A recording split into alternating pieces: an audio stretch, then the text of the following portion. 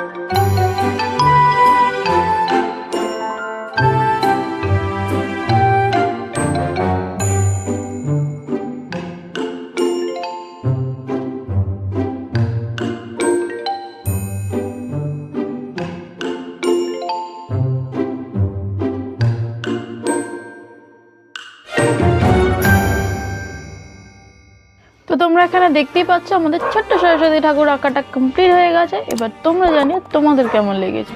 তো আজকের মতন ভিডিওটা এই পর্যন্তই, দেখা হচ্ছে আবার পরের ভিডিওতে। টাটা।